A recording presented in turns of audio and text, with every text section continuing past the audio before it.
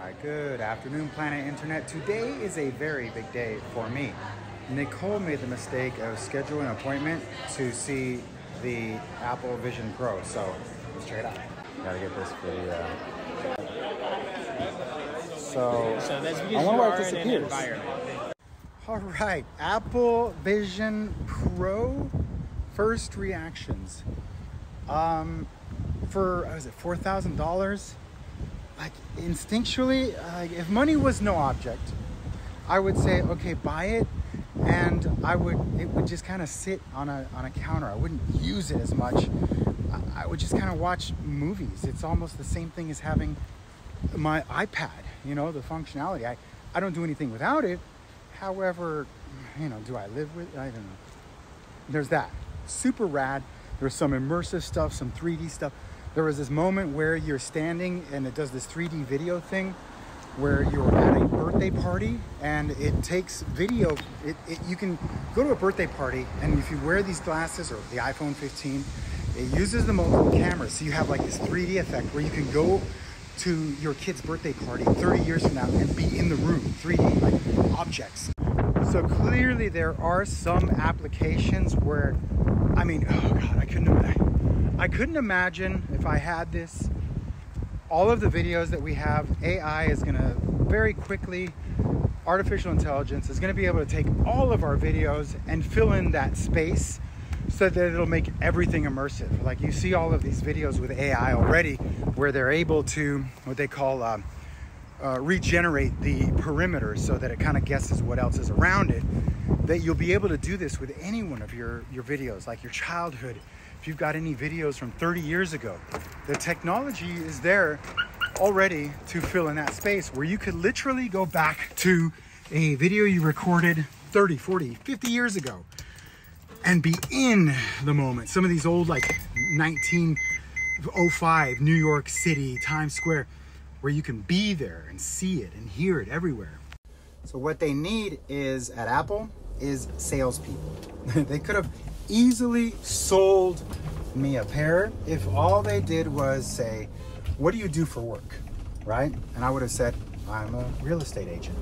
Then I could have been able to be exposed to the things that real estate agents do, like you would show me houses, virtual tours, stuff like that. You could be able to visualize the space of houses, rooftops, inspections, stuff like that. If someone wants to go from anywhere, I think that would have been cool to be able to log into my computer, say, hey, you know what? Are there websites that you work in all the time?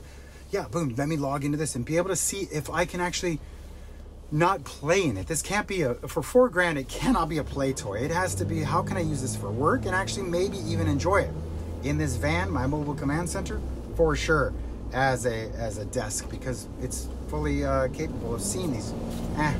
Nah. All right, all that being said, it's very exciting, very interesting. I kept asking the guy, I go, is this real? He goes, yeah, it's real. I said, no, it's what the camera sees, like the equivalent of me holding up the phone to my face.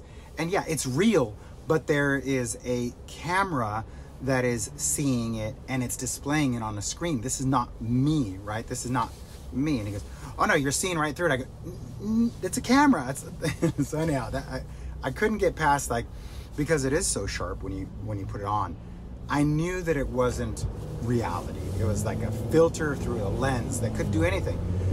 So that was super cool. I don't know. I think for mental health, I think for overcoming phobias of like sharks, there was a moment where you were underwater with sharks, snakes, like being able to help people overcome certain things, that might help. I think emotionally it does have its potential, but for business, nah. I could see definitely in the future where, for example, I've always had a vision of being able to send a potential client an iPad, right? Back in the day, it was a fax machine, so that things can work smoother, where I could say, Mr. and Mrs. Seller, during this process of selling your house or buying a house, I'm gonna send one of these to your house and we'll have conversations in person, right? That might be something where we can get past like the computer screen, because it does scan your face, and it could create almost the reality of being in the room. There were moments where I was in or the swirling dervishes. It was a dance, but I was there watching that. That would be rad. Be able to be in space for physical inspections, right? The inspector goes through and he wears, he probably wouldn't do it with this, but he'd wear like the glasses or something, and he can go through with the buyer and say, okay, here's what I found upstairs in the attic, and these are the things. They can do that. I could see business applications where you have these meetings where instead of getting on a plane to go to a meeting, a big board meeting for whatever, instead of going to Tokyo, you just ship one of these and say, okay, sit down, and there's going to be this virtual room where we will all sit in the room and look left and right and see the people there. That is huge. To be able to, in real estate, for example, be able to send that or have everybody have one of those, which $4,000, it's a long ways away. But to be able to say, okay, Mr. and Mrs. Seller, you know, to be doing my presentation on a desk where I look up at the seller and I spin the paper around and they're there, it really has the potential of putting you there, like as if you're there, and with them, as if it's with them, and they choose whether I'm in their kitchen or my kitchen, or if we're on the coast of Monterey together on a table that I planted on the middle of the ocean. Super cool, right? But so when we first had the iPhones come out, they were affordable-ish. Like, it's still very expensive, $400, $500, $600. Now the iPhone 15 Pro Max, it's probably about $2,000 by the time you walk out the door, which very few people buy that mega phone. Even me, I'm like the king of get the best of the best phone. I haven't upgraded since the iPhone 13 Pro Max forever, and I couldn't see, and even this one here was very stripped down. I didn't get all the memory. I got the best cameras and all that, but the memory I didn't upgrade. What I'm getting at is this particular device, I think for affordability and to get everybody to have it, because it's a very selfish object. Like when you put this on, you're by yourself. But to be able to share it with other people, to be in a room with family and have everybody wear it so everybody can experience the whole thing, it's got to be like $500-700 max. That way it's an experience together instead of separate, like a selfish toy. Does that make sense? No. So when I share all of these things, I know different perspectives, but when I was talking to the guy at the store and telling him my history with technology, because I want to know what your opinion is, because you have experienced.